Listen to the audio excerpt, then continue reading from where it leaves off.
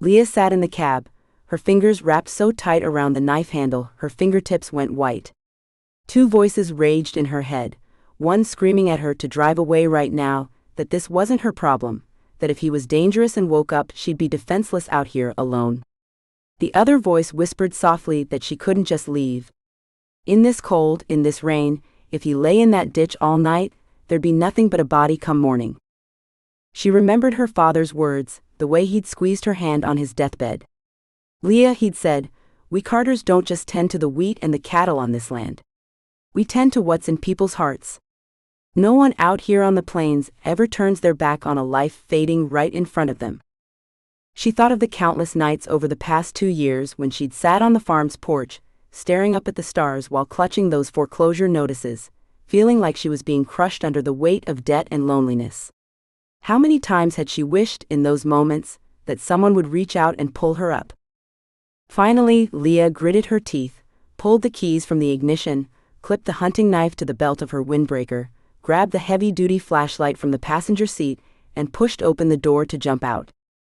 The icy rain soaked through her windbreaker in an instant, wind driving the rain down her collar like 1,000 ice needles stinging her skin.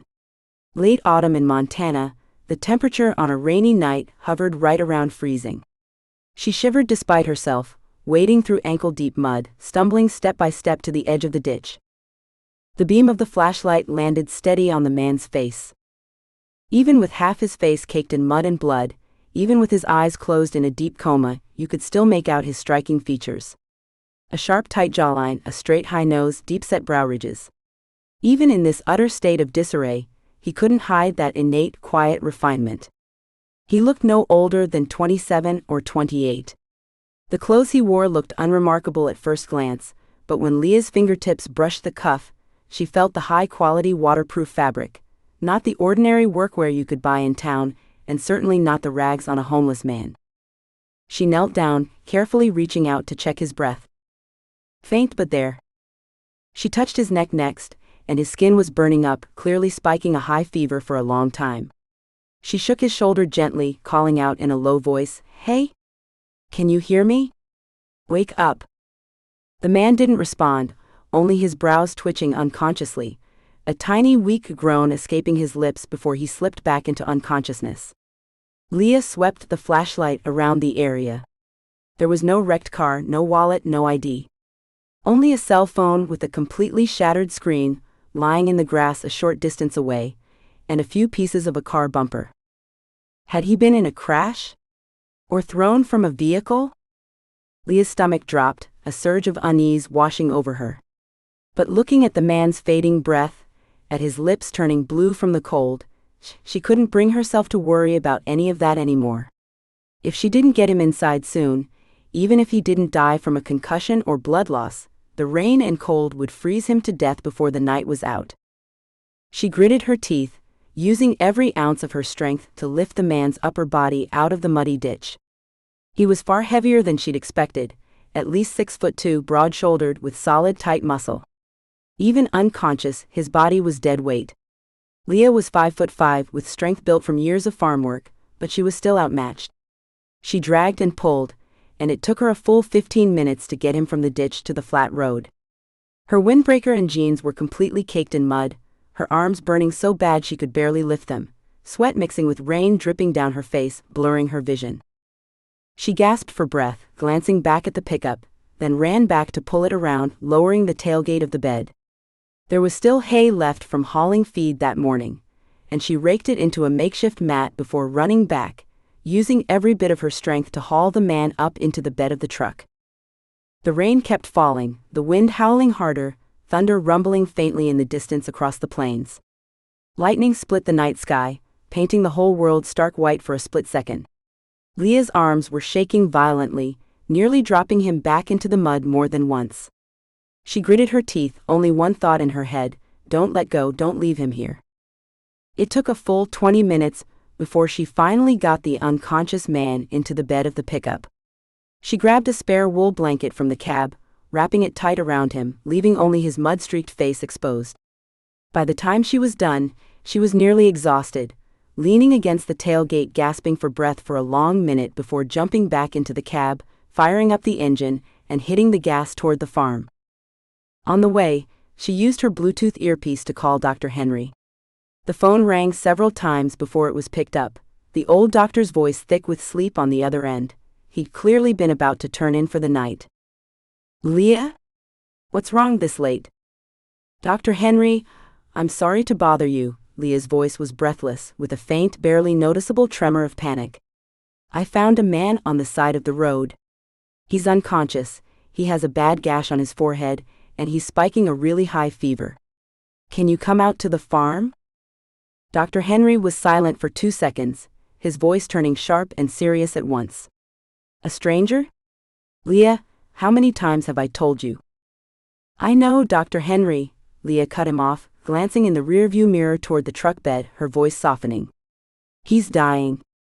I couldn't just leave him in the rain. Please, just come take a look at him." Dr. Henry finally sighed, agreeing. He said he'd grab his first aid kit and meds and head over right away, telling her to get the man inside first, keep him warm, and not move his head unnecessarily in case of a spinal injury. She hung up the phone and pressed down harder on the gas. The wheels tore over the dirt road, sending up huge sprays of water. Through the rain outside, the outline of the farm slowly came into view. The headlights swept over the weathered wooden sign at the driveway, carved with the words Carter Farm. Her father had carved it himself when he was 20. Decades of wind and sun had cracked the wood, but the letters were still sharp and clear. Past 2 rows of tall cottonwood trees stood the main house, a 2-story wooden cottage with a wide porch. The railings still held wheat decorations left over from the harvest festival the year before, swaying gently in the wind and rain. All around the house stretched endless wheat fields, and further out the Rocky Mountains loomed through the rain and mist, their snow-capped peaks catching the occasional flash of lightning, silent and towering. Leah pulled the pickup up right in front of the main house, and no sooner had she jumped out than she saw Dr. Henry's car turn through the farm gate and pull up beside hers.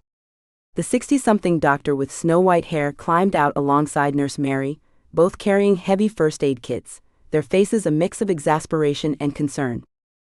"You and your soft heart," Dr. Henry shook his head, pulling on his gloves. "Let's get him out first. Careful, support his head and neck." Between the 3 of them, they struggled to lift the man from the pickup bed, carrying him carefully into the guest room on the first floor of the main house. The room was right off the living room, originally meant for hired hands who came to help out, with a wide double bed and its own bathroom, plenty of sunlight though it was rarely used these days. They laid the man gently on the bed, and Dr. Henry stepped forward at once, cutting away his soaked coat and shirt to reveal his injuries. Besides the deep gash on his forehead, his arms and chest were covered in scrapes and contusions, black and blue from the violent impact. Dr. Henry carefully checked his spine and bones, breathing a sigh of relief when he confirmed there were no fractures, before grabbing disinfectant and a suture needle to tend to the wound on his forehead. Leah stood beside him, holding the flashlight steady for Dr. Henry, and had to look away when she saw how deep the gash went. Nurse Mary took the man's temperature, and her eyes went wide when she pulled the thermometer out. 103.6 degrees Fahrenheit. This fever is dangerously high. Any longer, and he could have permanent brain damage. Dr. Henry's hands were steady as he disinfected the wound quickly, stitching it up with 4 neat sutures before covering it with sterile gauze. He then started an IV for the fever and gave him a shot of antibiotics. Only when he was done did he pull off his gloves, looking at the still unconscious man on the bed, before turning to Leah with a frown. "The wound's taken care of, and a concussion is a given. Whether he wakes up or not is up to the next 2 days. If the fever doesn't break, or if he starts vomiting or seizing, you call me immediately and get him to a hospital in the city." He paused, adding, "And one more thing. This man is a complete stranger. You need to be careful. Lock all the doors and windows, keep your shotgun within arm's reach. If he wakes up and acts off at all, you call me or the sheriff right away, you hear?" Leah nodded, walking Dr. Henry and Nurse Mary to the door and watching their car disappear into the rain before turning back to lock the front door. She checked every lock in the house twice, then pulled her father's double-barreled shotgun out of the gun safe, loaded it, and set it in the corner of the living room couch, right where she could reach it in an instant. Only then did she step back into the guest room. She brought in a basin of warm water and a clean towel, carefully wiping the mud and blood from the man's face and neck. Once he was clean, his full face was revealed, even more handsome than she'd glimpsed in the rain. Thick, strong brows, a straight, high nose, thin, firm lips.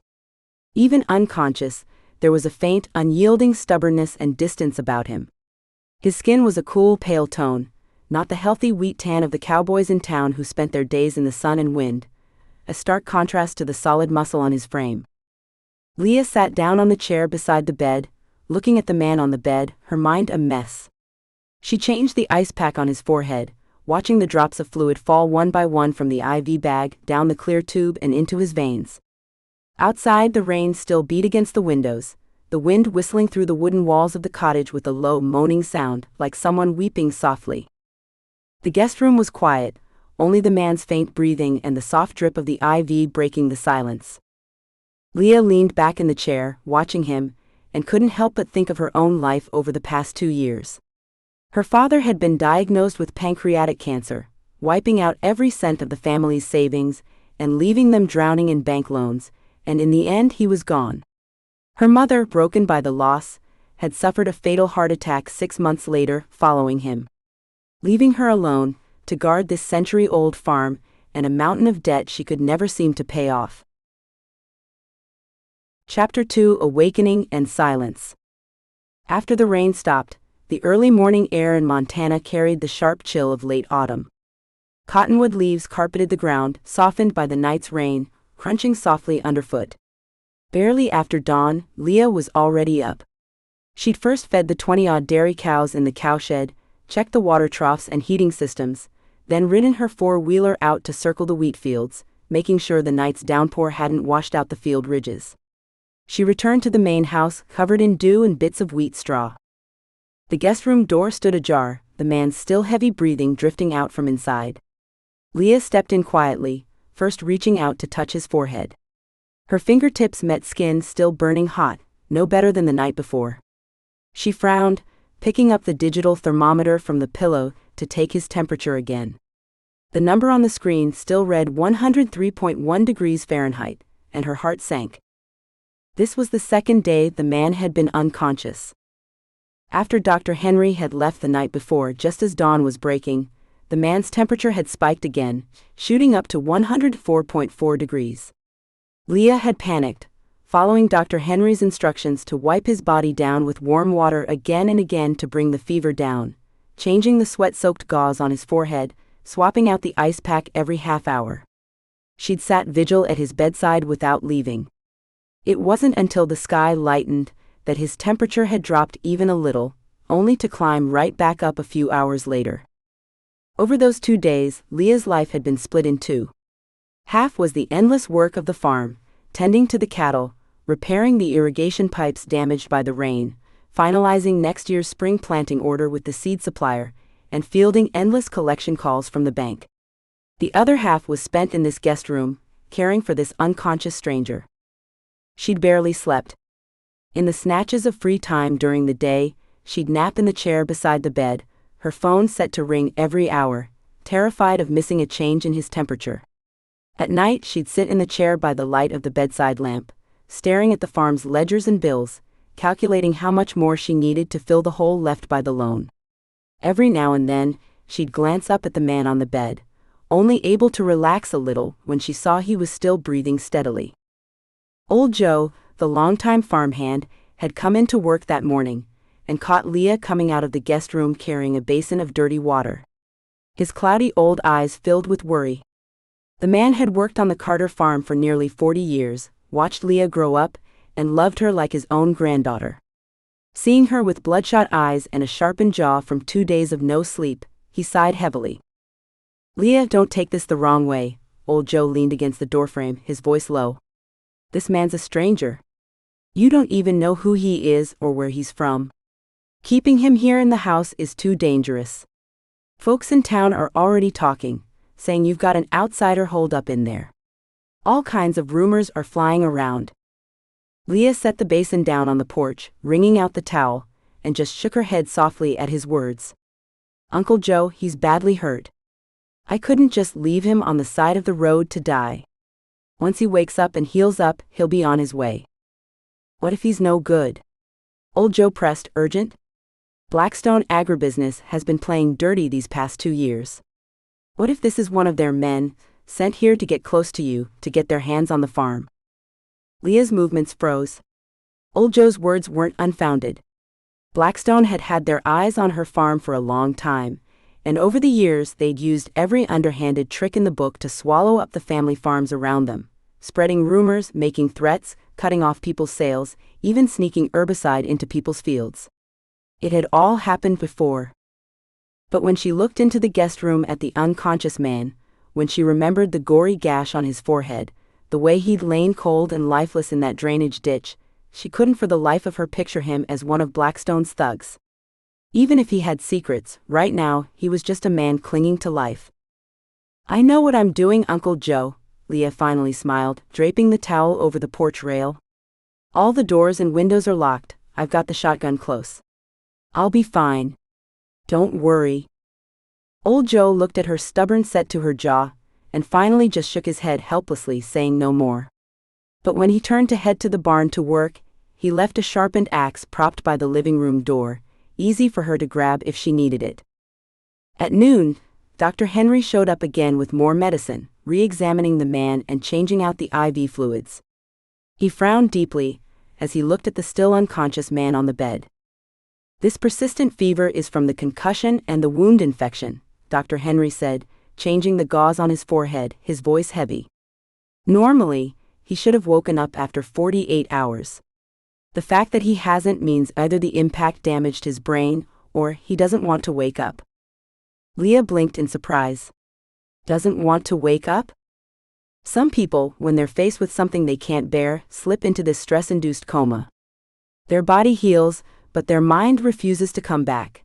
Dr. Henry packed up his medical equipment, glancing at the man on the bed before turning back to Leah. I'll say it again. You need to be careful. When he wakes up, don't believe everything he tells you. A man who won't even say who he is? He's got a lot of secrets. Leah nodded, walking Dr. Henry to the door and watching his car disappear down the country road before heading back inside. She sat down in the chair beside the bed, looking at the man on the bed. Over the past 2 days, she'd wiped all the mud from his face, and changed him into a clean shirt and pair of pants that had belonged to her father. Her father's clothes were a little short on him, the cuffs of the sleeves and pants riding up his wrists and ankles, only making his broad shoulders and narrow waist more pronounced. When he slept, the wariness and distance faded from his face, but his brows still stayed slightly furrowed, like he was trapped in a bad dream. Every now and then his fist would clench unconsciously, and he'd mumble those same fragmented phrases. Family, marriage alliance, I'm not going back. Leah watched him, her curiosity growing by the day. Who was he? What was his past? How had he ended up alone, badly hurt with not a single piece of ID on him, on a remote backroad in Montana? But for all her curiosity, she'd never once gone through his things. Besides his soaked coat, all he'd had on him was the shattered cell phone and a stopped watch. She'd put them all in the guest room dresser, and never touched them. She'd saved him because it was the right thing to do, not to dig into his secrets. The day faded into evening, the sunset streaming through the guest room window, painting the whole room in warm golden orange. Outside, the wheat fields rippled gently in the evening wind, the soft rustle of the stalks, mixing with the low moo of the cows from the shed in the distance, wrapping the farm in a profound quiet. Leah had just come from the kitchen with a basin of warm water, ready to moisten the man's lips, when she stepped up to the bed and saw his fingers twitch. She froze mid-step, the water in the cup nearly sloshing over the edge. She held her breath, staring hard at the man on the bed, her heart hammering so hard it felt like it would jump out of her throat. A second later, his long eyelashes fluttered. Faint but unmistakable. His brows furrowed tighter, a tiny weak groan escaping his lips, like he was in searing pain. A few seconds more, and his eyes slowly fluttered open. Leah stood frozen in place, not daring to move, not even daring to breathe too loud. The first thing Logan saw was a blur of golden orange light, the wooden ceiling overhead, and the linen curtains hanging by the window. A searing headache crashed over him, like 1,000 needles stabbing into his temples, the wound on his forehead throbbing with a tearing pain. His throat was dry as a bone, every muscle in his body aching so bad he couldn't even lift a finger. His body tensed instinctively, every nerve on high alert. This wasn't anywhere he knew. Not his penthouse in New York, not the family estate, not even the car he'd been driving when he'd run. A strange room, a strange smell, and a strange woman standing beside his bed. His vision slowly focused, finally landing on Leah. The woman stood by the bed, holding a glass in her hand, wearing a washed-out plaid flannel shirt, the cuffs of her jeans dusted with mud. Her golden curls were pulled back loosely from her face, a few stray strands falling along her cheeks. Her eyes were bloodshot, but they were a bright, clear blue, like the summer sky over Montana. She looked at him with surprise and concern, but no malice. Logan's Adam's apple bobbed, his throat burning with dryness. He opened his mouth, his voice coming out rough and hoarse, like sandpaper on wood. "Where am I?" It was the first thing he'd said when he woke, his voice low, rough from disuse, with a faint, unmistakable wariness and distance. Leah finally snapped out of her shock, stepping forward 2 steps and holding the glass out to him, doing her best to keep her voice soft and unthreatening. "This is the Carter farm, in Red Willow Town, Montana. I found you in a drainage ditch on the side of the road 2 days ago.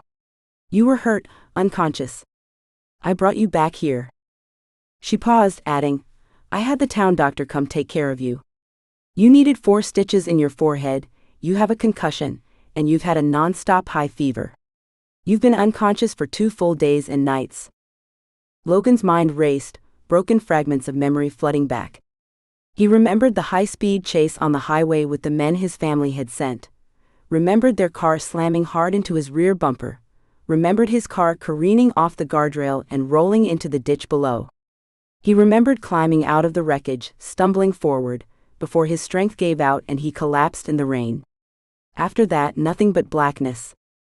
He reached up instinctively to touch his forehead, his fingertips meeting the thick gauze, a sharp stab of pain shooting through him. He tried to move his body, a gasp escaping his lips at the aching soreness in every muscle. He tried to push himself up to sit, but a violent wave of dizziness crashed over him, his vision going black, and he fell back against the pillow. "Don't move." Leah stepped forward at once, putting a hand on his shoulder, her voice urgent. "The doctor said your concussion is severe. You have to stay in bed, no getting up on your own. It'll make the dizziness and nausea worse." Logan's body went rigid the second her hand touched his shoulder, his first instinct to pull away. But his body was too weak to make any sudden moves. He could smell her clearly, the faint scent of wheat and milk on her skin mixed with a hint of disinfectant. Clean, unfamiliar, and surprisingly not unpleasant. He finally relaxed his body, letting her prop the pillow up a little higher so he could lean back against the headboard. Leah held the glass to his lips, the rim resting gently against his dry, cracked mouth, and said softly, "Drink some water.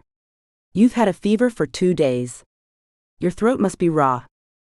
Logan didn't refuse, parting his lips slightly to take a few sips of warm water. The liquid slid down his parched throat, easing the burning ache, clearing his muddled mind a little. He looked up at Leah again, his eyes still sharp with scrutiny and wariness, but with a faint, unmissable glimmer of gratitude. "Thank you," he said quietly, his voice still rough. "It's nothing." Leah pulled the glass back, setting it on the nightstand. She looked at him, hesitating for a moment before asking, "Do you remember your name? Where you're from? Do you have a family member's number I can call? I can get in touch with them for you." The second the words left her mouth, she saw the temperature in his eyes drop instantly.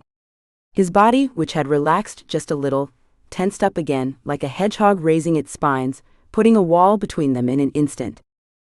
He was silent for a long time, the only sound in the room his slightly rapid breathing. The sunset outside sank lower, the golden orange light fading slowly, the room growing dim. Finally he spoke again, his voice low, with an unyielding distance, giving only a single name. "Logan?" Just a first name. No last name, no address, no family contact. Not a single word of explanation. He said nothing about who he was, why he was here, what had happened to him. It was like he'd built an impenetrable wall between himself and the rest of the world. Leah saw the wariness and refusal in his eyes and understood in an instant. He didn't want to talk about it. For whatever reason, he wouldn't speak of his past. She didn't press him further. Everyone had secrets, a past they didn't want to face. She had her own too. There was no point in forcing a man who'd just barely escaped death to bear his scars for her to see. Okay, Logan. Leah nodded, a soft smile on her face. She didn't ask anything more about where he'd come from, just said, "The doctor said your injuries will take at least 2 weeks to heal, enough for you to get out of bed, longer to fully recover. You can stay in this guest room as long as you need, until you're better. I'll bring you 3 meals a day, and if you need anything at all, you just call for me." Logan blinked in surprise. He'd spent his whole life around people who curried favor, who dug for his secrets, who wanted something from him. He'd fully expected this woman who'd saved him to grill him for details, to demand to know who he was, to ask for payment for her trouble. But she hadn't. She'd simply accepted his silence, not asked a single more question, not even mentioned anything about what he could give her in return. He looked at her, the wariness in his eyes fading just a little, replaced by a faint, unmistakable shock. He opened his mouth to say something, but in the end, only repeated the quiet words again. "Thank you." "It's nothing," Leah smiled, turning on the wall lamp in the room. Warm yellow light flooded the space, chasing away the dusk's dimness. "You just woke up. You need to rest. I'm going to the kitchen to make you something to eat. I made some porridge, it's the only thing light enough for you right now." With that, she turned and walked out of the guest room, closing the door softly behind her, leaving him in peace. Logan was alone in the room. He leaned back against the headboard, slowly looking around the space. It wasn't big, but it was spotless and well kept. A few paintings of Montana wheat fields hung on the walls, a well-thumbed farming magazine sat on the nightstand, and a small sunflower plant sat on the windowsill facing out toward the fields, bright and full of life.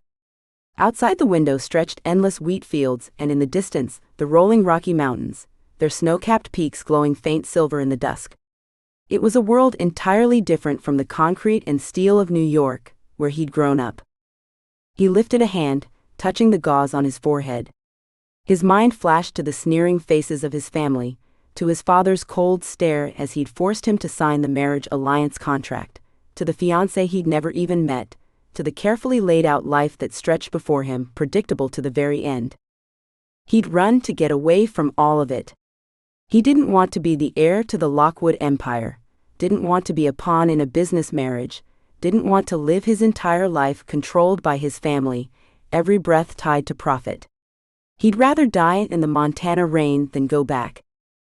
And now this strange farm, this woman named Leah, had given him a place to hide. A place where no one knew his name, no one knew who he was, no one was forcing him to choose. Over the next few days, Logan still barely spoke. He spent most of his time in bed, either resting with his eyes closed or staring out the window at the wheat fields, rarely initiating conversation. Every morning, Leah would bring him breakfast and warm water, and she'd show up punctually at noon and night with his meals. She changed the gauze on his forehead, reminded him to take his medicine, and every now and then, she'd sit down and tell him a little about what was happening on the farm, about the weather in town, about the new calf that had been born to one of the cows. Most of the time, he just listened quietly, occasionally giving a small hum in response, but rarely saying anything back. He still never spoke a word about himself, about his past. He was like a silent shadow, locked away in his own world, refusing to take a single step out, refusing to let anyone in. But Leah never minded. She still brought him 3 meals a day on time, changed his sheets and pillowcases for clean ones, and once he was able to sit up a little more, she brought in a small table so he could eat and read propped up against the headboard. She never pressed him about his past, never dug for his secrets. She only gave him space and respect, and care that never crossed a line. Her sense of boundaries was like the Montana evening wind, warm but never overstepping. That evening, Leah came back from the fields, a long gash on her hand from a sharp piece of metal on the farm equipment. She'd rinsed it quickly with cold water in the kitchen, wrapped it up with a scrap of clean cloth, and then carried dinner to the guest room. Logan had just started being able to sit up against the headboard on his own, and when she walked in, his eyes immediately locked on her bandaged hand. Blood was seeping through the white cloth, bright and unmissable. "What happened to your hand?" It was the first time he'd spoken since waking up about something that had nothing to do with himself. Leah blinked in surprise, glancing down at her hand, and smiled dismissively. "It's nothing. Just nicked it fixing the tractor.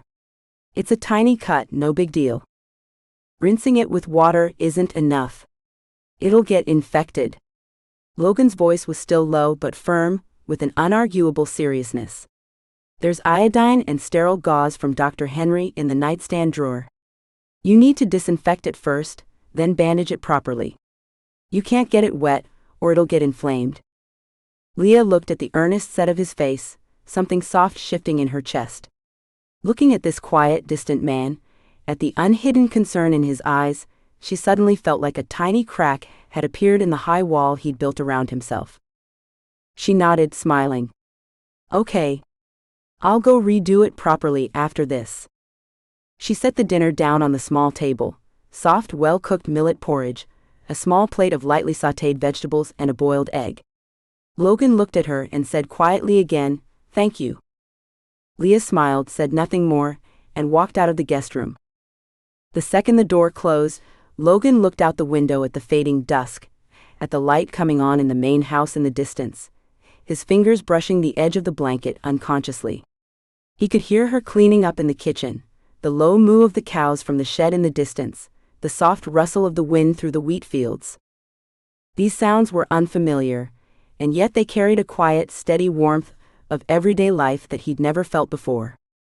On the other side of the door, Leah leaned against the wall outside the guest room, lifting a hand to touch her bandaged palm, a small smile tugging at the corner of her mouth.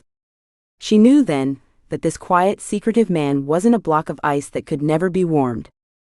The night deepened, the Montana stars coming out in full force, the starlight streaming through the window into the quiet guest room. Logan leaned against the headboard, staring out at the stars, listening to the soft sound of Leah's footsteps from the main house. For the first time in a very long time, his tightly wound heart gave the smallest, softest loosen. Chapter 3: The Promise to Stay. Late autumn in Montana brought short days and long nights, the sky only just starting to pale to soft blue at 6 in the morning, but the farm was already awake. Leah had gotten up well before dawn, first checking the water hoses in the barn that had frozen solid in the night's bitter cold, then topping up the feed for the cattle and sheep in the pens. Her fingertips were bright red from the cold, the cuffs of her pants dusted with grass clippings and a thin layer of frost. By the time she got back to the main house, the sun was streaming through the blinds, casting long, thin shadows across the floor. The guest room door was still ajar. Logan had recovered quickly over the past few days. His fever had broken completely, his wound was healing steadily, and he could now walk slowly while leaning on the walls, though his face was still pale, his movements carrying the faint weakness of a body not yet fully healed. He was no longer on constant edge like he'd been when he first woke, but he was still quiet, speaking as little as ever.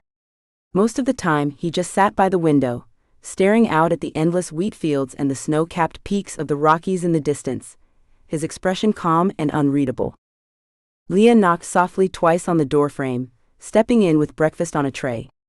On it was hot coffee, whole wheat toast, a fried egg, and a small bowl of blueberry oatmeal, light, nourishing food she'd made carefully for his recovery.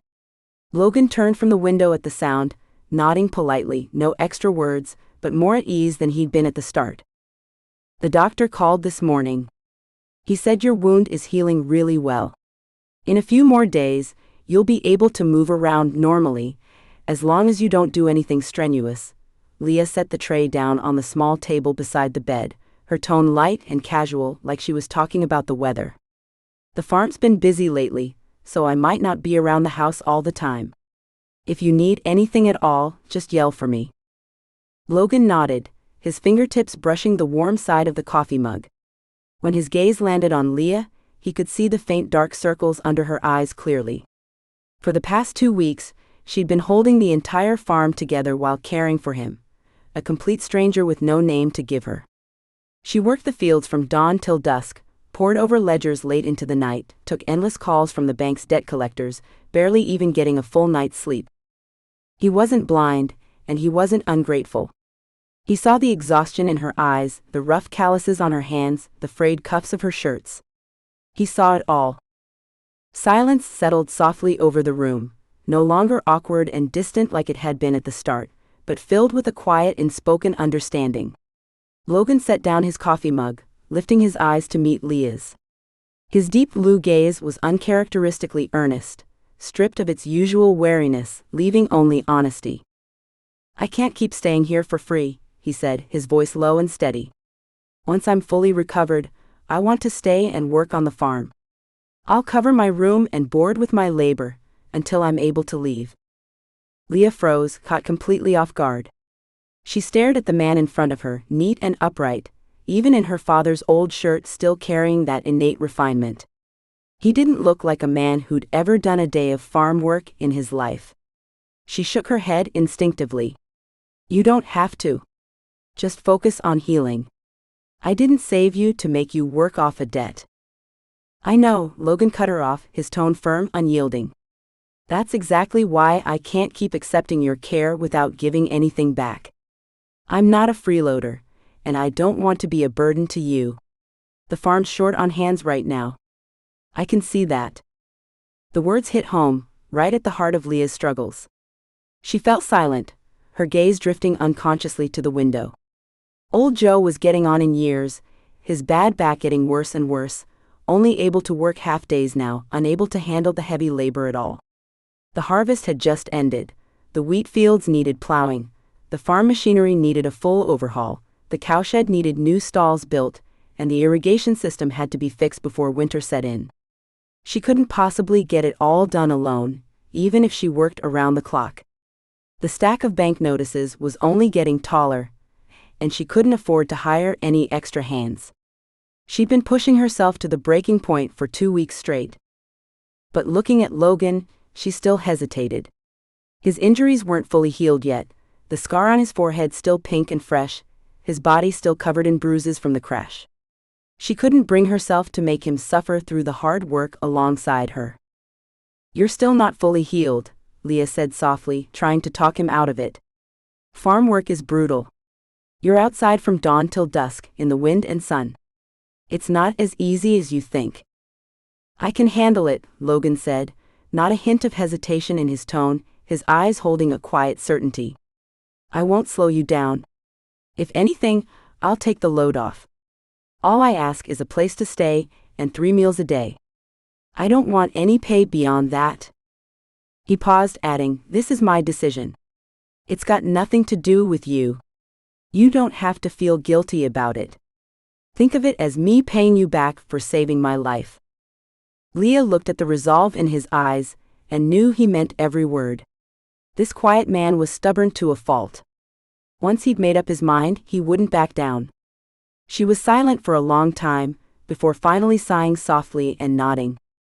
"Okay," she agreed.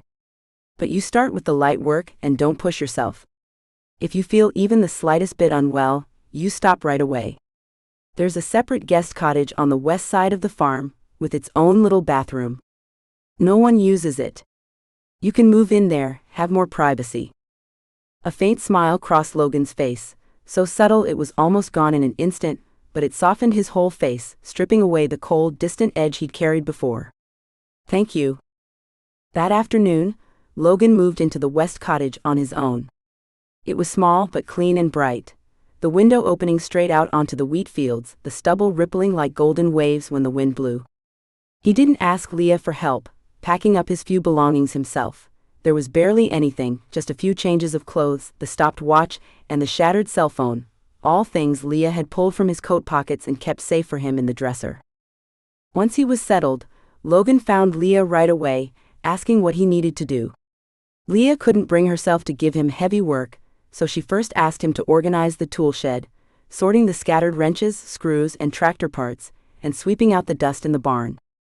She'd figured this easy task would take him till evening at least, but in just 2 hours, he'd organized the entire tool shed perfectly. Every tool sorted and put away neatly, the floor swept spotless, even the piles of junk that had been stacked in the corner for years cleared out completely. When Leah walked into the tool shed, she was completely stunned. She'd never had time to sort it out, the piles of junk nearly blocking the door, and Logan had turned the whole place around in half a day. She didn't know what to say, utterly shocked. That was so fast. Logan brushed the dust off his hands, speaking plainly. What else needs doing? Leah snapped out of it, pointing to the small grain grinder that had been broken for nearly 6 months outside the barn. Old Joe said a part broke, and we can't find a replacement. It's just been sitting there taking up space. If you're not tired, you can take a look at it. No hard feelings if you can't fix it. She hadn't held out any hope at all. The machine had been broken for ages. The repairman in town had looked at it and said it was a lost cause. But Logan just knelt down, gave it a quick once-over, and looked up 10 minutes later and said, "It can be fixed. I can replace the missing part with something else. It'll be working by tomorrow." Leah was completely floored. She stared at the man in front of her, more and more curious about who he really was. He carried himself with grace and refinement, like he'd never worked a day of manual labor in his life, and yet he knew how to fix machines, how to organize, had an incredible knack for working with his hands. That evening, as the sunset painted the wheat fields a warm red, the two of them sat on the porch, staring out at the horizon in silence. Leah broke the quiet for the first time. "Have you done farm work before?" Logan looked out at the setting sun, answering softly. "A little, here and there." No more details, but not quite a lie either. Leah didn't press further. Everyone had a past they didn't want to talk about, and she respected his silence. From that day on, Logan officially became a part of the Carter farm. He kept a strict routine, waking up well before dawn, even earlier than Leah. Every morning, he'd first check the cattle's water troughs, muck out the stalls, top up the feed and hay. During the day, he worked alongside Leah, fixing the farm machinery, plowing the wheat fields, mending the fences. In the evening, when all the work was done, he'd stay behind to put all the tools away, check that all the doors and windows were locked.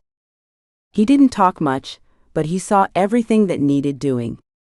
He never slacked off, never complained.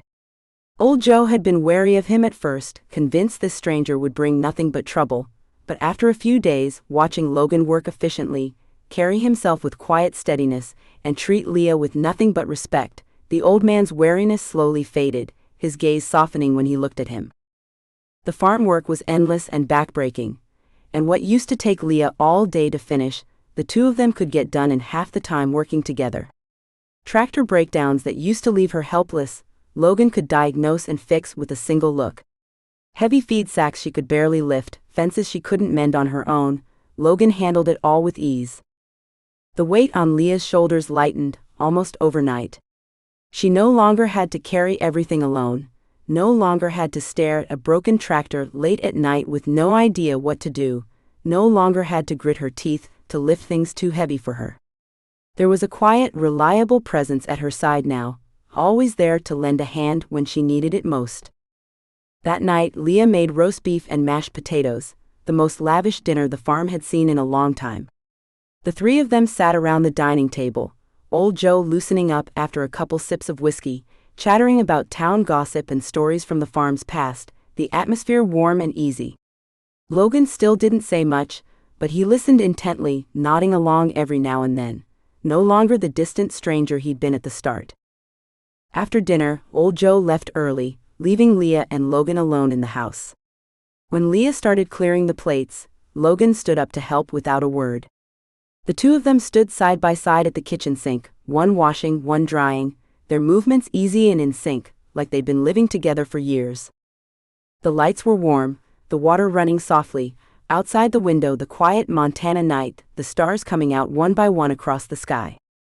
"Thank you for all this," Leah spoke first, her voice sincere. "I never would have kept up with everything around here if it wasn't for you." Logan set the dried plate in the cabinet, turning to look at her, his gaze earnest. It's the least I can do. I'm staying here, eating here. Working is only right. And besides?" He paused, his voice softening a little. "It's quiet here. Nicer than any place I've ever been." Leah looked up at him, and her eyes met his. His deep blue eyes held the glow of the lights in them, warm and calm, stripped of the wariness and cold from when he'd first arrived, holding a faint sense of belonging. Something soft shifted in her chest, and she suddenly thought that this stranger who'd stumbled into her life so suddenly wasn't a burden at all. He was the unexpected warmth in this long, unforgiving late autumn. "Then stay," Leah smiled, her eyes bright with starlight. "As long as you want to, the farm's doors are always open to you. And whenever you want to leave, I won't stop you." Logan looked at her smile, and something soft hit him square in the chest, warm and gentle. He'd collapsed unconscious in a ditch on a stormy night, and she'd pulled him back from the brink of death. He'd been running from his life with nowhere to go, and she'd given him a place to hide. He'd been closed off and silent, refusing to speak of his past, and she'd never pressed him, only given him respect and space. After so many years in a world of lies and manipulation, of watching his back at every turn, he'd forgotten what it felt like to be trusted unconditionally, to be treated with kindness that asked for nothing in return. He didn't say anything, just nodded softly. The night deepened, the farm falling completely quiet. Logan went back to the west cottage, pushing open the window. The evening wind rushed in, carrying the sweet scent of wheat, the starlight spilling across the windowsill. He stood at the window, staring out at the vast quiet land, at the light still burning in the main house, and for the first time in his life he felt at peace. He didn't know how long he'd stay here. He didn't know what the future held for him. All he knew in that moment was that he didn't want to leave. In the main house, Leah sat at her desk, staring at the ledgers in front of her, her brow no longer furrowed with worry. With Logan here, the farm was running smoother than it had in years, the weight on her chest lighter than it had been in a long time. She looked up out the window, at the faint light glowing from the west cottage, a soft smile tugging at the corner of her mouth. That meeting on a rainy night, that impulsive act of kindness, that promise to stay and work in exchange for a home, was slowly changing both their lives forever. The Montana wheat field stretched on, vast and endless, the stars still bright above. But from this day forward, Leah would no longer be standing guard over this land alone. Chapter 4: Stunning Expertise. Late autumn in Montana brought winds that grew sharper by the day, stinging the cheeks with fine biting cold. The last of the leftover wheat heads in the fields were whipped across the land by the gales, and the farm entered its busiest stretch before winter set in. Overhauling the irrigation system, full maintenance on every piece of farm equipment, reinforcing the livestock barns, stockpiling hay and feed, clearing the drainage ditches across the fields, every single task was urgent and unpostponable. In years past, Leah would have worked herself from dawn till deep into the night, barely even having time to sit down for a sip of hot water. This year, though, everything was different. All because of Logan. Leah had only ever seen Logan as a willing, steady pair of hands at first. For all his quiet refinement and upright bearing, he didn't look like a man who'd spent his life mucking in the fields. She'd only dared give him light, odd jobs, afraid he'd overtax his still-healing body, or worse, fumble through the farm work and make more trouble for her. Never in a million years had she expected that this man, who looked like he'd lived a life of privilege and ease, would display a level of skill on the farm that didn't just exceed her wildest expectations, but left even old Joe, who'd worked the land his entire life, utterly stunned. The first thing that left Leah reeling was the irrigation system that had been dead in the water for 6 whole months. This center pivot irrigation system had been installed at great expense by her father when he was still alive, the lifeblood of the entire 1,000-acre wheat field. But starting that spring, it had broken down constantly, unstable water pressure, leaking pipes, a control box that kept shorting out. She'd called in wave after wave of repairmen from town, and every time they'd fix it just for it to break down again a few days later. Finally, they'd simply declared it unsalvageable, saying the parts were obsolete and the system outdated, that the only option was to replace the whole thing. The quote they'd given her had made her blood run cold. That sum was nothing short of astronomical for the debt-ridden Carter farm. With no other choice, Leah and old Joe had resorted to watering the fields by hand with the most primitive of hoses. It was backbreaking, inefficient work, and vast swaths of the wheat field had suffered from insufficient water, their growth stunted compared to previous years. It had sat like a boulder on Leah's chest, keeping her up night after night. Early that morning, just as the sky was starting to lighten, Leah had grabbed the hoses, ready to head out to the fields, when she found Logan already standing in front of the irrigation system's control box, bent over studying the wiring and gauges with intense focus. He was crouched on the ground, his fingertips brushing the rusted fittings, his brow slightly furrowed, his concentration as sharp as if he were handling a precision instrument. "Logan, don't touch that, it's dangerous," Leah called out, hurrying over and dropping the hoses. "The wiring's badly degraded. One of the repairmen got shocked by it before. It can't be fixed." Logan looked up at her, his expression calm. "It's nothing major. The control module has a bad connection, and there are 3 hidden leaks in the main pipe. That's what's causing the pressure drop and keeping it from starting. I'll check the wiring first, then seal the leaks. It should be up and running after that." Leah stared at him, dumbfounded. She'd run this farm for years, and only knew the very basics of the irrigation system. She couldn't even tell which part was the control module. Yet Logan was speaking about it so casually, like he was talking about patching up a simple piece of furniture. You really know how to fix this?" she couldn't help but ask, her voice thick with disbelief. "Let's find out," Logan said, offering no further explanation, and turned toward the tool shed. A few minutes later, he emerged with a toolbox, fully stocked with wrenches, screwdrivers, electrical wire, waterproof tape, and even a few specialized testing tools Leah had never seen before. Old Joe had heard the commotion and come over too, standing off to the side with his arms crossed, his face full of skepticism. In the old man's eyes, a stranger from out of town who likely couldn't even tell wheat from weeds, had no business fixing a piece of machinery that had stumped even professional technicians. What happened next shattered everything both of them thought they knew. Logan worked with swift practice precision.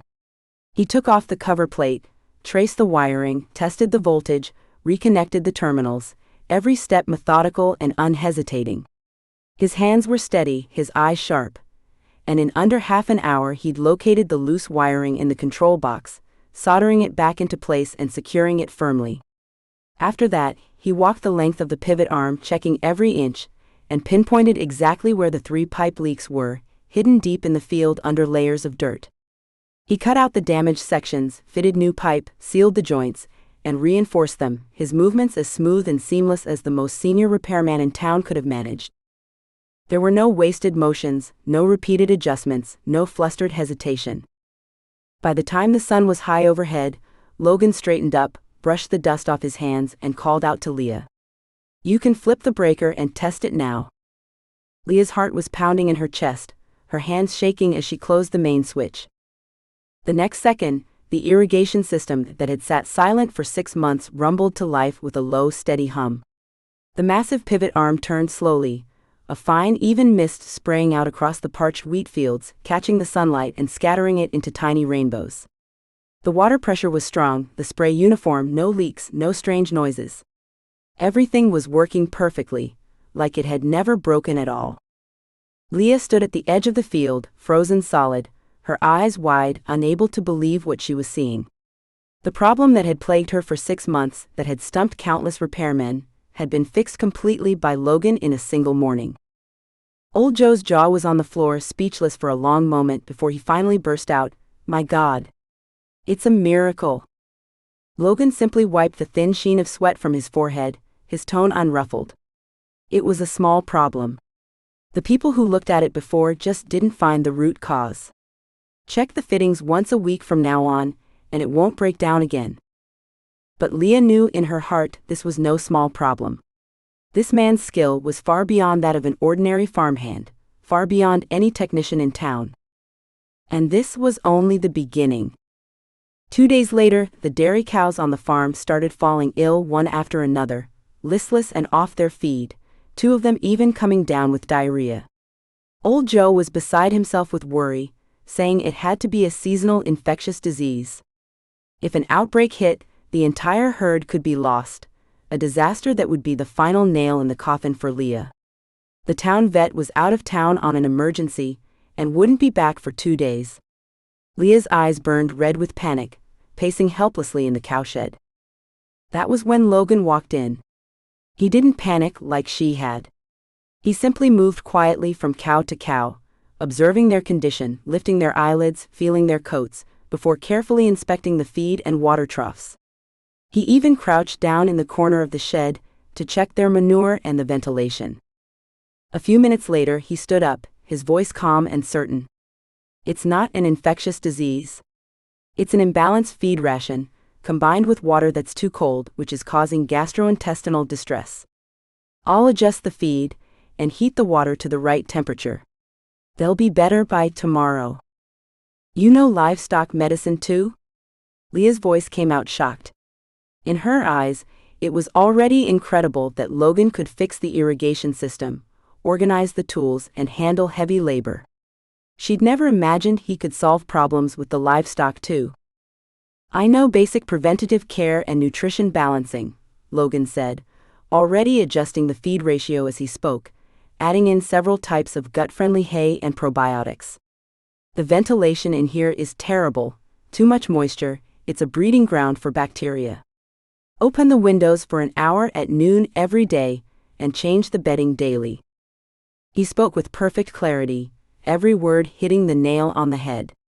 Leah followed his instructions, half convinced, and by the next morning every single one of the listless cows was back to their old selves, eating greedily, the diarrhea gone completely. Old Joe wouldn't stop singing Logan's praises, his last lingering doubts about the man completely gone. He told everyone in town that the stranger Leah had brought back wasn't just some drifter. He was a jack of all trades, a miracle worker. What truly left Leah in awe, though, was how Logan optimized the farm equipment's efficiency. The farm's tractors and harvesters were all old models, gas-guzzling, underpowered, and painfully slow. During the previous year's harvest, the fuel costs alone had been a massive expense, and the slow pace had been a constant headache. Leah had always wanted to tune them up, but didn't know the first thing about how the engines worked, forced to let them chug along at their lowest efficiency. In a single day, Logan had gone over every single piece of equipment, from top to bottom. He adjusted the engine parameters, cleared blockages in the fuel lines, replaced worn-out parts, and even optimized the angle of the harvesting blades and plowshares. When he fired them back up, the machines had noticeably more power, fuel consumption dropped by nearly 30%, operating speed increased by over half, and even the engine noise was significantly quieter. Old Joe took the tractor for a spin around the field, and when he climbed down, his face was bright red with excitement. He grabbed Logan's hand, shaking it over and over. "Son, you're incredible. I've been farming for 40 years, and I've never met anyone who knows farm equipment like you do." Logan just gently pulled his hand back, a faint, modest smile on his face, taking no credit, offering no further explanation. In just a few short days, Logan had rewritten everyone's perception of him with his skill. He was no longer the quiet, mysterious, unknown injured man. He'd become the most reliable, most capable pillar of the Carter farm. Whether it was field management, machinery repair, livestock care, supply logistics, or efficiency optimization, anything handed to him was handled flawlessly, more professionally and efficiently than even old Joe, who'd farmed his entire life. Leah watched Logan as he expertly operated the tractor in the wheat fields, as he calibrated the equipment with precise focus, as he calmly solved problem after problem that had left her helpless. Her shock slowly gave way to a burning curiosity. Who was this man, really?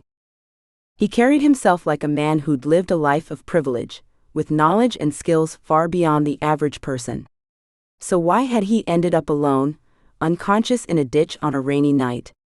Why did he have no ID on him, refuse to speak a word about his past? He was a mystery wrapped in layers of fog, every new layer uncovered only making him more enigmatic. She couldn't help but want to dig deeper, yet feared crossing the line into the past he refused to talk about. That evening, after the work was done, the two of them sat on the porch, watching the sunset paint the wheat fields a warm, glowing red. The evening wind was cool, carrying the fresh scent of wheat straw, the atmosphere quiet and peaceful. Leah carried over 2 mugs of hot coffee, handing one to Logan, and finally couldn't hold back the question any longer. "Logan, what did you do before? You know, irrigation, machinery, livestock care, even farm management. These aren't things the average person just picks up." Logan took the coffee, his fingertips brushing the warm ceramic, and was silent for a few seconds. He stared out at the rolling Rocky Mountains in the distance, his voice light. "I've been exposed to a lot of things over the years. Studied some agriculture-related topics." It was the same vague answer he always gave, neither denying nor confiding, neatly skirting around the heart of the question. Leah didn't press further. She could see he didn't want to talk about it. Whatever secrets he held, whatever past he hid, that was his privacy. She'd saved him, let him stay, out of kindness and gratitude, not to dig into his history. Even so, the curiosity in her heart grew like wild grass. She looked at the quiet, powerful man beside her, at the sharp line of his jaw lit up by the sunset, and felt something stir in her chest for the first time, something she couldn't name. Surprise, admiration, reliance, and a faint, growing fondness she didn't even dare admit to herself. Logan seemed to feel her gaze, turning his head slightly. Their eyes met in the glow of the setting sun. His deep blue eyes held the sunset and the wheat fields within them, warm and profound, and Leah's heart skipped a beat. She quickly looked down, pretending to sip her coffee to hide her fluster, the tips of her ears burning bright pink. Logan watched her flustered reaction, a faint, fleeting smile tugging at the corner of his mouth, gone so fast it was almost impossible to catch. He didn't call her out on it. He simply turned his gaze back to the horizon, his fingers tightening slightly around the coffee mug. He knew, of course, that the skills he'd shown were too out of place, too inconsistent with the identity of an amnesiac injured man. But he couldn't stand by and watch Leah struggle alone, couldn't watch this warm, quiet farm fall apart under the weight of its problems. All he could do was use what he knew to lighten her load, to help her hold onto the land she was fighting so hard to protect. As for the secrets, the identity, the past, he didn't want to talk about them yet. He couldn't. He was afraid that once he spoke the truth, the rare peace and warmth he'd found here would shatter completely. He was afraid that this woman, pure and untainted, bright as the Montana starlight, would pull away from him, fear him once she knew who he really was. In this moment, he only wanted to be Logan. A simple farmhand, staying here in the wheat fields by her side. Night fell slowly, the Montana sky filling with a sea of stars. The farm was bathed in warm, soft light, the tractors sitting silent in the barn, the cattle and sheep resting peacefully. The land, busy all day, had finally settled into quiet. Leah lay in bed back in the main house, her mind filled with images of Logan working in the fields, of the calm certainty in his eyes when he solved a problem, of the warm, deep gaze he'd fixed on her in the sunset. She rolled over, staring out the window at the stars, a small, unconscious smile tugging at her lips. She suddenly thought that this late autumn, cold and unforgiving in years past, didn't feel so hard to bear anymore, not with this mysterious, powerful man here. The Carter farm, too, had found new life and hope with his arrival. And the secrets hidden in the fog, the questions about his past, they suddenly didn't seem so important, not compared to the quiet warmth and growing understanding between them. Chapter 5: Small Town Gossip and Hidden Worries. Red Willow Town, Montana, was a tiny place.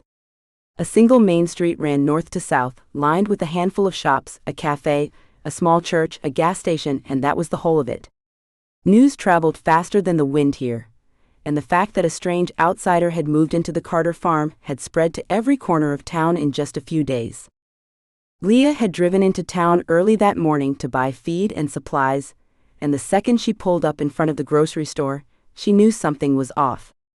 The group of housewives chatting on the porch had suddenly lowered their voices, their eyes all swiveling to fix on her, whispering behind their hands, their gazes full of curiosity, scrutiny, and no small amount of open wariness. She pushed open the door and stepped inside, and Mrs. Martha, the shop owner who'd been smiling just a second before, froze slightly, her warmth fading. As she rang up Leah's items, she probed carefully. "Leah, word's got around you've got a strange man staying out at the farm? Where's he from? Never seen him around these parts before." "He was hurt on the road.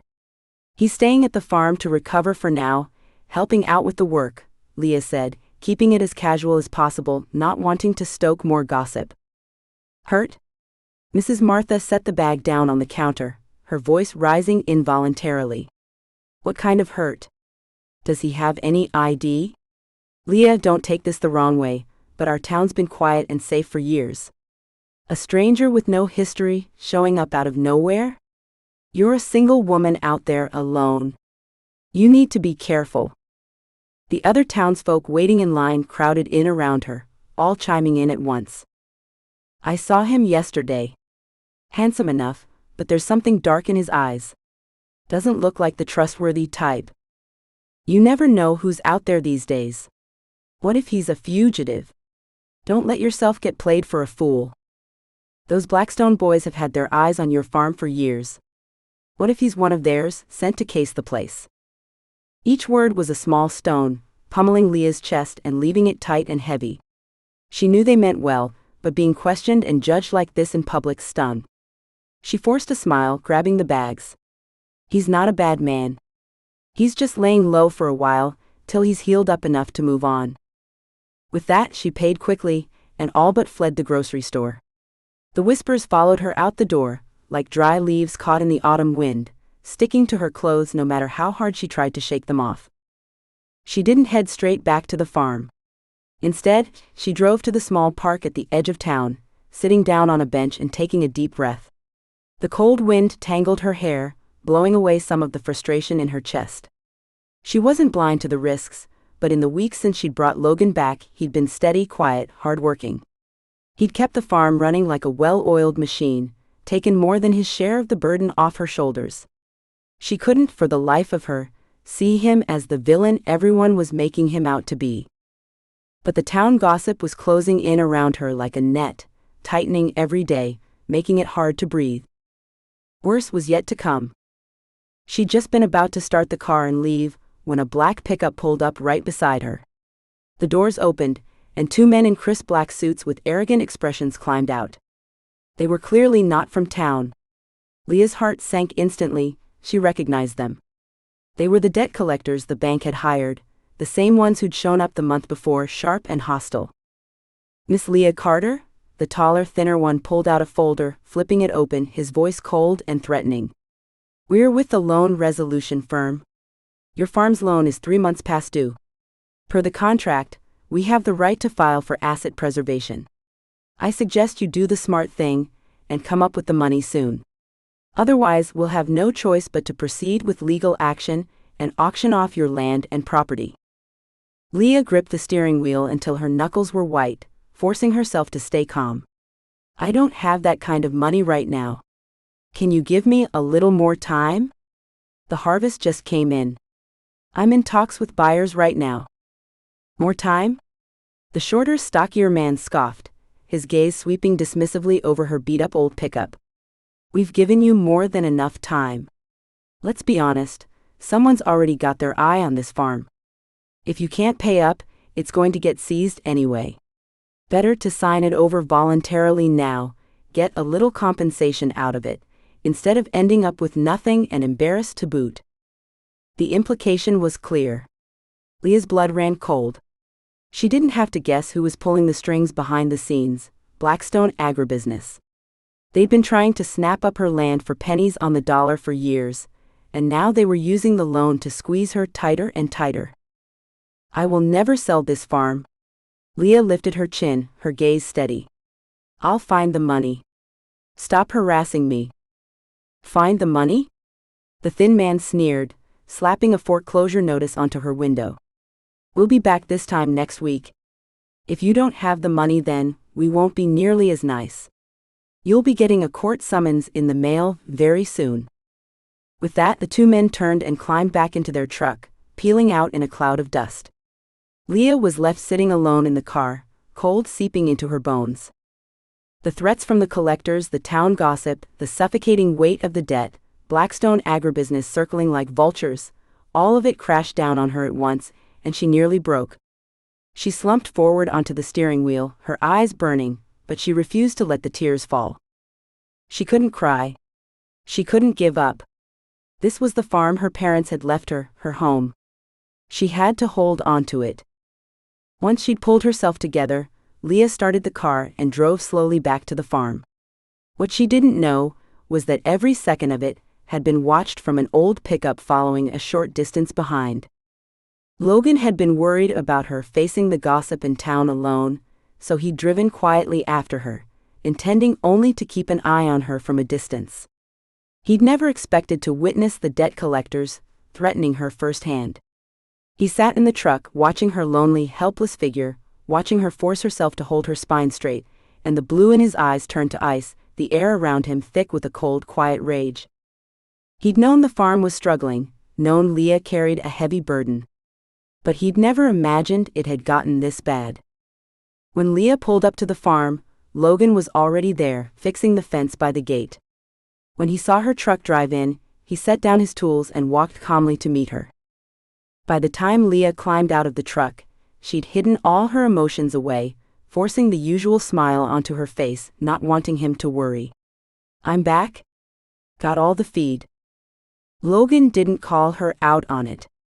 He simply took the heavy bags from her hands, his gaze landing on her slightly pale face, his voice low. "People in town said some unkind things, didn't they?" Leah froze, not expecting him to ask about it directly. She was silent for a second, then nodded softly. "Just some gossip. It's fine. I don't care." "I care." Logan looked at her, his expression serious. "I can leave for a while till the talk dies down." "No." Leah blurted out the word before she could stop herself. She realized she'd reacted too strongly, and softened her tone. "You're still not fully healed. It's freezing out there. Where would you even go? The gossip will blow over in a few days. Don't worry about it." She couldn't let him leave. In these past weeks, he'd become an irreplaceable pillar of the farm, and more than that, her rock. She didn't dare think about how she'd face all this mess alone once he was gone. Logan saw the genuine desperation in her eyes, and something warm tightened in his chest. He didn't press the issue of leaving again. He didn't ask for more details about the gossip in town, but he filed it all away silently. The next morning, he volunteered to go into town with Leah to pick up the mail and buy parts. He walked at her side, tall and upright, his expression calm, but with an unmistakable, unassailable aura about him. The people who'd been ready to crowd around and whisper all snapped their mouths shut the second they saw his cold, sharp gaze, scattering and keeping their distance, not daring to bother her again. With him at her side, Leah felt an inexplicable sense of safety, her shoulders that had been tensed for so long finally relaxing. But gossip was easy to fend off. The debt was another matter entirely. That very afternoon, the two debt collectors showed up at the farm itself. They pulled up right at the gate, swaggering inside, looking around with greedy eyes. "Nice place you've got here. Fertile land, great views. This be worth a fortune turned into a corporate feedlot." Leah heard their voices and came running from the barn, her face darkening instantly. "What are you doing here?" "I already told you, I'll find the money." "Find the money?" The thin man scoffed. "We don't have time to wait around for you. We're here to deliver the final ultimatum. 1 week. Pay off the entire balance, or we file to have the farm seized." "You can't do this." Leah was shaking with rage. "The contract clearly states we're still in the grace period." "Contracts are written in stone, but people aren't." The stocky man sat down on the porch rail, his attitude insolent. "Let's be honest. Blackstone Agribusiness has already talked to us. They want this land, and they're going to get it. What's the point of a single woman like you hanging onto a farm this big? Sign the papers, take the money, and walk away. Save yourself the humiliation of losing it all anyway." So it was true. Blackstone was behind all of it. Leah was so angry she could barely speak, her chest heaving, her eyes burning red. The home she'd fought so hard to protect was nothing but a piece of property to be stolen by these men. Just when she thought she couldn't take it anymore, a warm, strong hand came to rest gently on her shoulder. Logan had stepped up behind her, without her noticing. He didn't yell, didn't rage. He simply stood there, his gaze cold as ice, fixed straight on the two debt collectors. "This is private property," Logan said, his voice low but carrying an unmistakable weight of authority. "You've trespassed without permission. Leave. Now." The two collectors froze, looking Logan up and down, and scoffed. "Who the hell are you? This doesn't concern you. Some deadbeat drifter living off a woman, and you think you can stick your nose in this?" Their words were cruel and insulting. Leah opened her mouth to snap back, but Logan held her back gently. He stepped forward, putting himself between Leah and the two men, his icy stare locking onto them. "I said leave. Or I'm calling the sheriff right now, and pressing charges for trespassing and harassment." His aura was too intense, the quiet threat in his eyes making the two men's stomachs flip uneasily. They exchanged a look, suddenly nervous. The man in front of them might be wearing ordinary work clothes, but the steady, cold authority in his eyes was not something an ordinary man could have. They stared each other down for a few seconds, before the thin man spat on the ground, sneering out a threat. "Fine. We're leaving. But this isn't over. We'll be back next week. You'll regret this." The two men stormed off, yelling curses under their breath, and drove away. It wasn't until the black pickup was completely gone down the road that Leah's tense body went slack, her back soaked through with cold sweat. She leaned against the porch post, letting out a long, shaking breath, her voice trembling with a mix of relief and lingering fear. "Thank you, Logan." If he hadn't stepped in when he did, she didn't know how she would have handled the two men's relentless aggression. Logan turned to her, seeing her pale face and red-rimmed eyes, and his chest tightened. His voice softened without him even realizing it. "It's okay. They won't dare come back here and harass you again." He paused, his voice low and steady, full of quiet conviction. "From now on, I'm here." 5 simple words, but they hit like a sedative, instantly calming Leah's racing heart. She looked up at him, the sunlight catching the sharp line of his jaw, warm and steady, the certainty in his eyes wrapping around her like a blanket. In that moment, all the hurt, the fear, the pressure, finally had somewhere to land. Logan didn't ask her for the details of the debt, but he already knew exactly what was going on. An overdue loan, malicious collections, Blackstone Agribusiness pulling the strings in the shadows. This wasn't just simple financial trouble. This was a deliberate, hostile takeover, targeting her, targeting the Carter farm. He stood on the porch, staring out at the endless wheat fields stretching to the horizon, his gaze growing deep and resolute. He'd only wanted to stay here quietly, to repay her kindness with his labor, to keep his past and his identity buried.